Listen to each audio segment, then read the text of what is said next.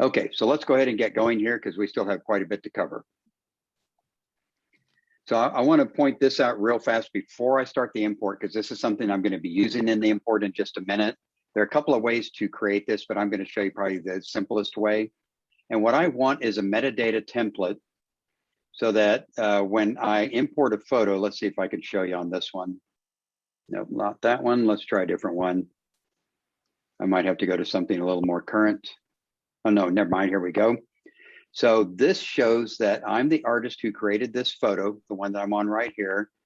Shows I'm the creator, I'm the artist. It shows what city I'm in. It's got contact information. And it also should indicate that I hold the copyright on it. That's in here somewhere, but I just saw it go by right there. So I can embed all of this metadata when I import a photo. And I should do it. Everybody should set this up, because once you set it up, it will pretty much take care of itself.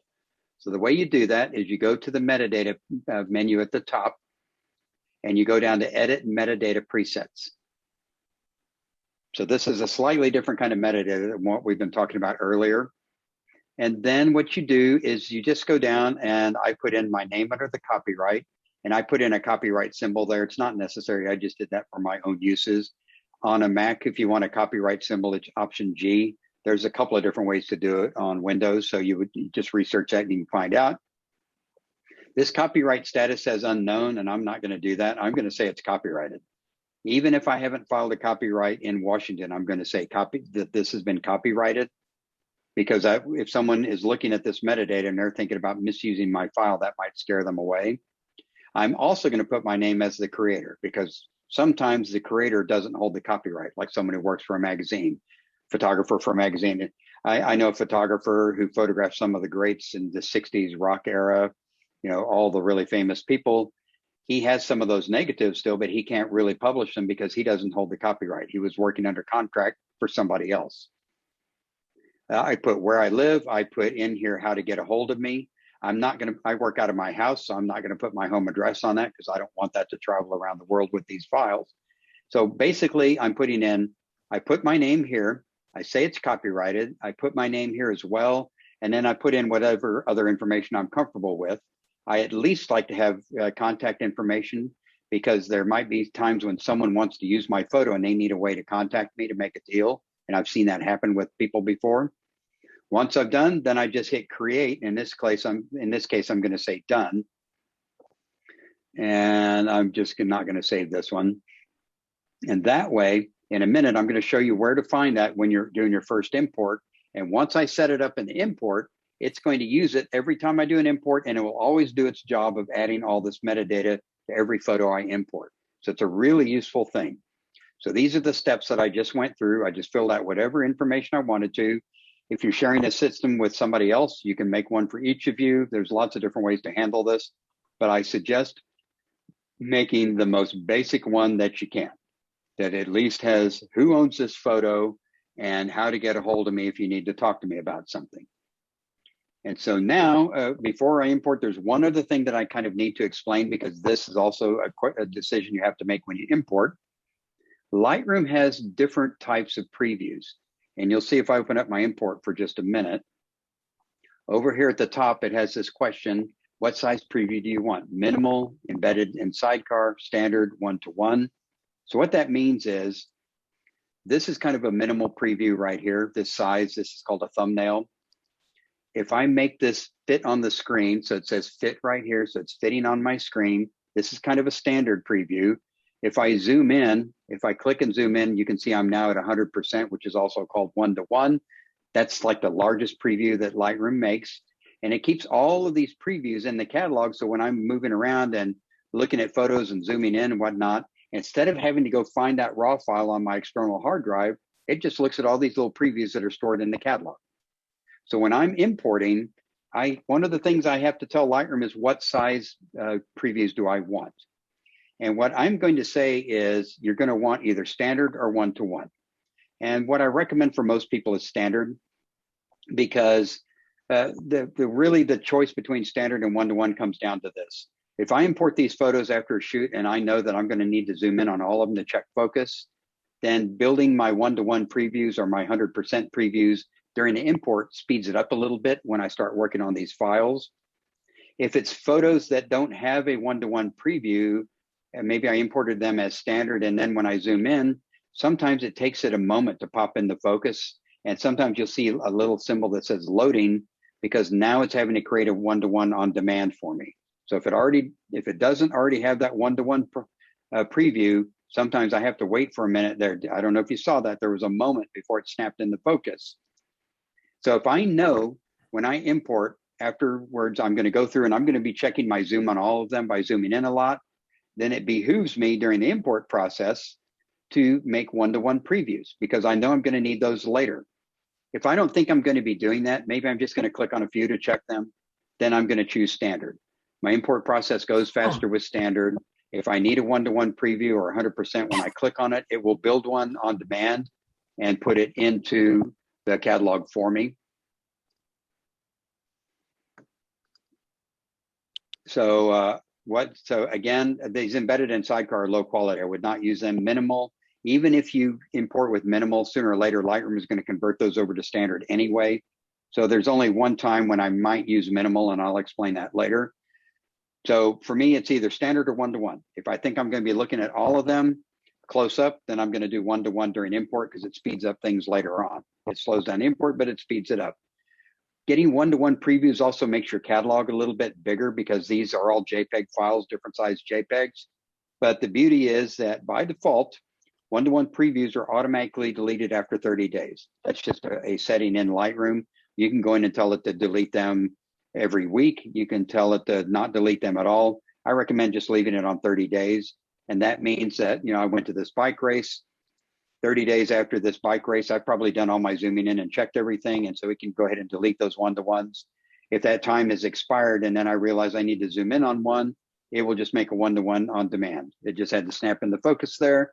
It made a new one-to-one or a new 100% preview, and it will store that for 30 days.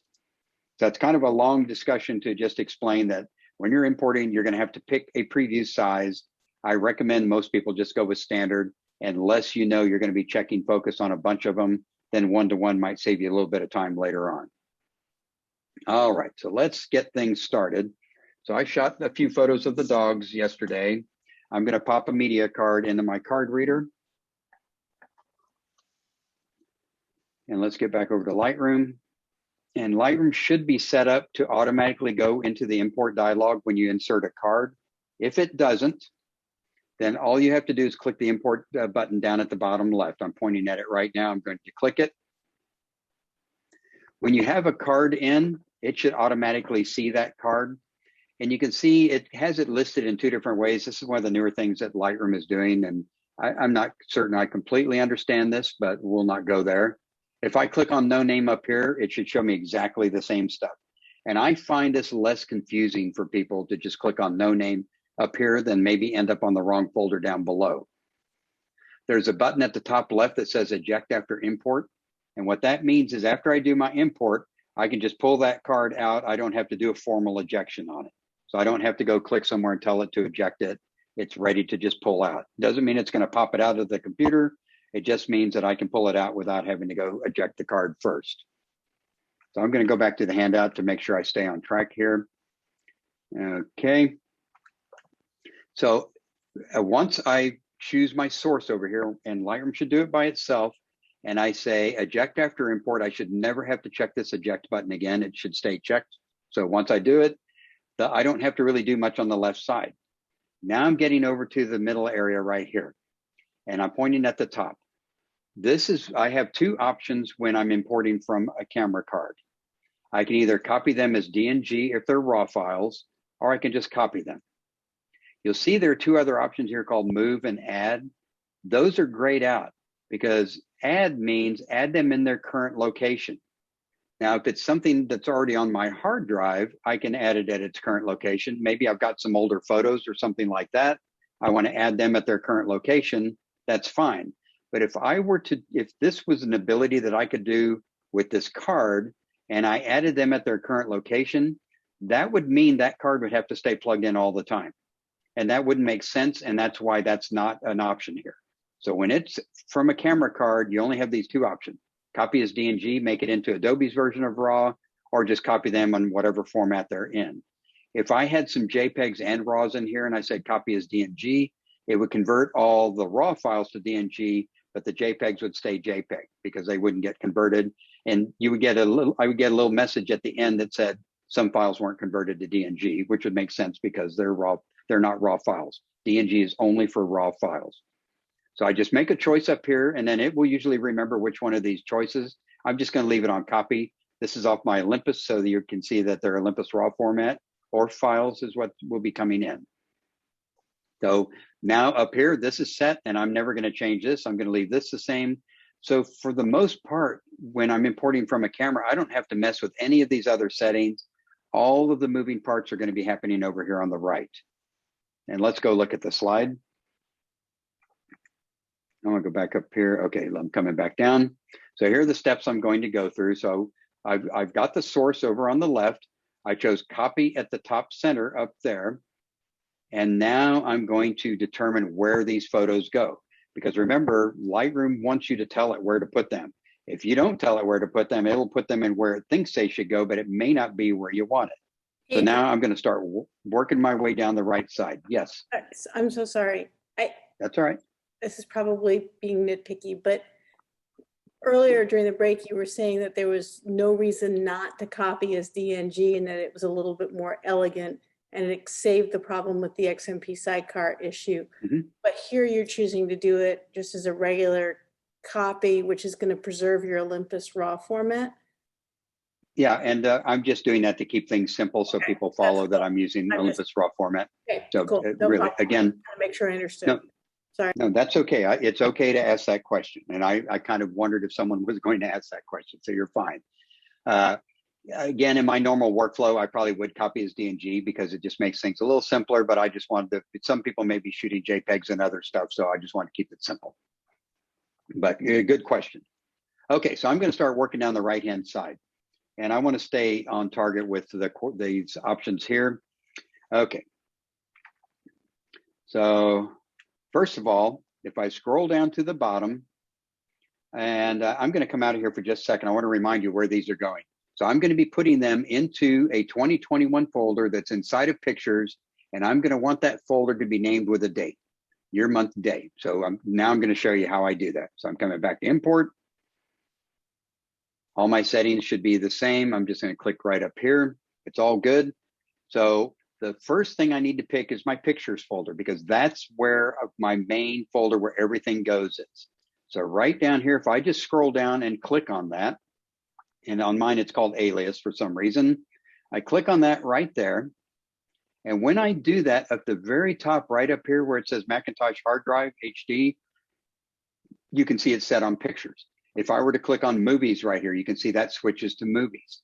So whatever I click on down here, it's going to reference it up there. Where'd my pictures go? There it is. So this is how I can check up at the top where things are going. So I just choose this one time, and I should never have to choose this again because this is where I always want my new photos to go, into my pictures folder, and then I'm going to designate in a moment a subfolder of where those photos are going to go. So this, I just picked the main folder. So it's my pictures folder. Back to the handout here for a minute. So I did that. Then I'm going to work my way down. So we're going to pick the subfolder in just a minute. The way Lightroom has this stuff laid out here doesn't kind of make sense, but you'll see it in a minute. So I'm just going to work my way down. So we're in file handling. This is where I pick the size previews I want. I'm going to say standard. Smart previews are something that have a special purpose, and they are really big. And I'm not going to go into what that special purpose is right now, but even though it sounds like something you might want, very few people need these, so I would not check that box right there. Don't import suspected duplicates. If I had forgotten to format this card and it had some older photos on it that I'd already imported, Lightroom's going to screen them out for me because it will know I've already imported them. And that's a really useful feature. So I want that on all the time. Don't make a second copy too. Let's say I'm on the road with my laptop and I want to back up the photos as I import them. I would have a little travel drive with me and I could say make a second copy too, and then I would just pick that drive and tell it where I want it to go. That's the only time I would use that is when I'm traveling and I need a backup. So I'm not going to do it now. Now I'm coming down into file renaming. And probably the most common way to rename your files is a custom name and sequence. So what I'm going to do here is if I just hover over one photo and look at it, so that was shot yesterday, 10/1/21. So I'm going to name it 2021 dash, oops, I hit O dash 10-01. And then I'm going to put a dash and I'm going to say dogs. So what I'm doing is I'm naming the individual files. And it's going to start with number 1. You can see it's giving me a preview right down here. So this will be number 1, 2, 3, 4, 5. I like to put names on files because if I give every file a specific individual name, then it makes life easier. If you tell it to rename files and you don't type something into this box, if you have this box checked up here and you don't type something into custom text, it will just put the word untitled in. So there'll be untitled 1, untitled 2, untitled 3. You don't have to rename files, but I find it to be a good thing to do because the name that the camera gives it means nothing to me. It doesn't really make any sense. Whereas here, I can give it a name that tells me when that photo was shot and gives me just a clue of what's in it. So this is for the files themselves, the individual photos, not any folders. So this is just file renaming. If you don't want to rename files, that's fine. I have lots of clients who don't. Just uncheck the box, but don't leave the box checked and then not use it. So either check it and use it or uncheck it. All right, I'm moving down to apply during import. I imagine that's going to be next. So apply during import. There are a bunch of developed presets. You may have seen those. It's not very common to be using a preset, or at least it isn't for me. I mean, if I want to put a preset on something like a creative color preset or something like that, it's easy to do later. I don't want to apply that to everything right now. With that said, you can make your own presets. And I do have an import preset that I use for some things that I will be talking about in a different class. I'm not going to go into it now. In my advanced develop class, I talk about why you might want an import preset that will do some high level things for you when you import. But for the most part, for most people, I would leave this at none. All right, so now we're on the metadata. Remember a minute ago, I made that metadata preset that had all my information, my copyright information and my contact information. This is where I choose that. So when I made that preset at the top, when I made it, I gave it a name that said Mark. So you have to give it a name at the top. And when I did that, I know that I use that name. So as long as I pull that name up from this menu right here, now it's going to be there. And this setting is sticky. It should stay on and never have to be changed again. So in this case, I'm going to just leave it, set it on Mark and forget it. The only time I turn this off is occasionally I import other people's photos because they need me to take care of a problem for them. And so I try to set this to none. I had a situation several years ago where I was editing some photos for a woman who's a fantastic animal photographer, and she had some work going into National Geographic that was shot under very strenuous conditions. It was really hard for her to pull off a photo because of the way things happened. And she needed me to do some stuff that she didn't know how to do. So she sent the photos to me and I did some work on them for her. When I imported them, I forgot to turn this off and I was about to deliver the files to her and I realized I had wiped out her ownership information and put mine on it. And fortunately, I caught that because it would have been embarrassing. So I went back through and had to fix all of that. It would have been so much easier when I was importing her photos if I just switched it to none. And then next time I imported mine, put it back on Mark. For most of you, you're not going to be doing that. You're only working on your own photos. So once you make this preset, which you can also create from here instead of the metadata menu I showed you earlier, but once you've made that preset, you just deploy it this first time and it will remember and it will stay there. We'll be talking about keywords later on. If I want to keyword all of these photos with the same keyword, I can do it here, but whatever keywords I put in here are going to be global to all photos. So I've got Jack and I've got Olive. I can't really do that keywording now because if I put Jack and Olive in there, it's going to put Jack and Olive on all of these. So I'm going to have to do my keywording later. But let's say all these photos were shot in Seattle. I could put Seattle in there as a general keyword that applies to everything.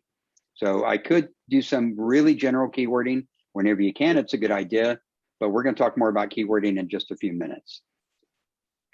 Okay. And so the final place is going to be destination. And so if you recall, my photos are going into a pictures folder right here.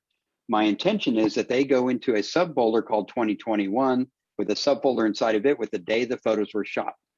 And the best way to do that is right down here. I don't have to check in the subfolder. I turn that off. I come down to organize and I tell it to organize by date. If I tell it to organize into one folder, then I'm going to have to come and give it a folder name. And what I see happen to people is they forget to clear that field and they keep importing stuff for months into the same folder. I've tried different ways to do this, and you'll see in some of my older videos, if you go look at those, that I used to do it a different way. But really, I think the easiest way for all of us is to tell it to do it by date.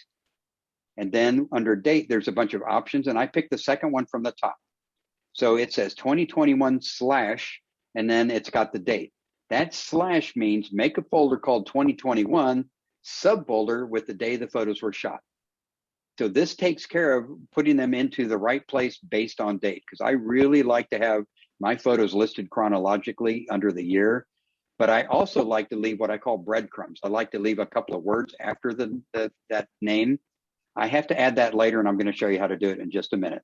But if I just do this part, all I have to do is set it on that. And so in the future, after I do this import and I come back to do an import tomorrow, everything's ready to go. All I have to do is make sure it still says pictures up here. Doesn't usually change because that's Lightroom's favorite place is pictures. So I just leave it there. Then I just have to come down and put in whatever name I'm going to be using, and everything else is ready to go because will take care of itself. If I go to Europe, let's say for a 3-week vacation, and I come back and I shot photos every day and I import my card, it's going to make a folder for every day. So I'll end up with 21 subfolders for each day that I shot photos, which I also prefer rather than having 3 weeks of work dumped into one folder. So I picked this naming strategy. And once I've got it all set up, I'm going to click the import button, but I'm going to stop for a minute in case people have questions. No questions? Okay, so I'm going to import. Go ahead. Is that you, Greg? Yes, this is Greg again. So if the camera is shooting JPEG and RAW, but Lightroom is also creating a preview in JPEG, then there's no reason for me to shoot JPEG, right? Exactly. Okay. That's right. When I used to teach at New Space Center for Photography here in town, and I would do a 6-week class on Lightroom. And it would be common to have a discussion about that in class. And I would try to get students to convince me of a good reason. And lots of times, like one person would say, well, I give the JPEGs to my client and I keep the RAWs. And it's like, well, no, you should take those RAW files, spend a few minutes tweaking them and make them look a little bit better, export a bunch of JPEGs and send those to the client rather than them getting straight out of camera photos. But one time there was a guy in the class and he goes, well, my wife and I travel a lot. When we get home, I give her the JPEGs and I keep the RAWs. And it's like, yep, that's a really good reason to shoot both. But for most of us, because the JPEGs are sort of hidden in Lightroom anyway, there's just no value to them. They just take up space on the card and in your hard drive. And once again, Lightroom won't even show you those JPEGs in the library unless you tell it to. Okay, so I'm going to go ahead and hit the import here. And so you can see it popped in right over here underneath 2021. There's today's date. And remember, I like my breadcrumbs. So I'm just immediately after the import, I just right click on that. I say rename. And then I'm just going to come after it. And I'm going to put a hyphen and say Jack and Olive.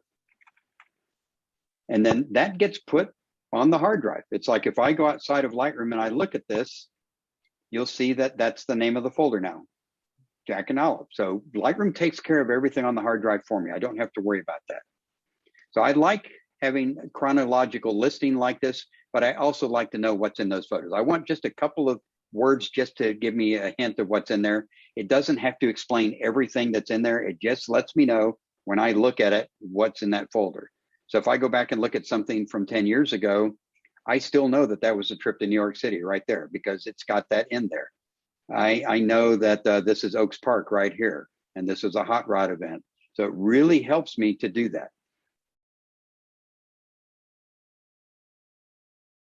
You might need to import your entire pictures folder. So if I come over here and I go down to import, then I would have to find my pictures folder, and that's going to be under my user account. And then I would just point it at my pictures folder, and there will be an option to tell it to include all subfolders. And then I would just say add them at their current location.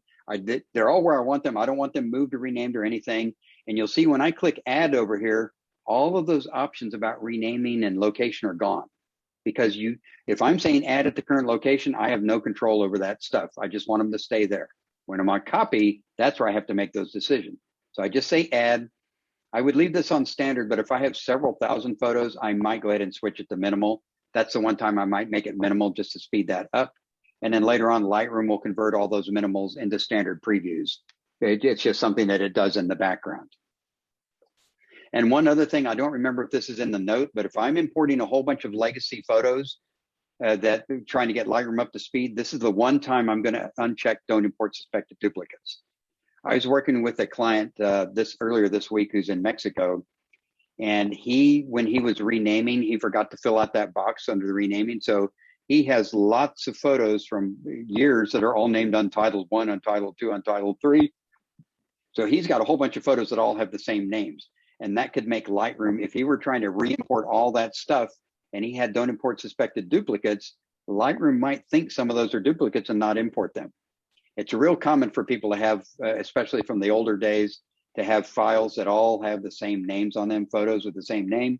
So if I'm bringing all that old stuff in, I'm going to uncheck this box right here. I can still use my metadata preset right there, but I have no control over where they're going because I want them to stay where they are.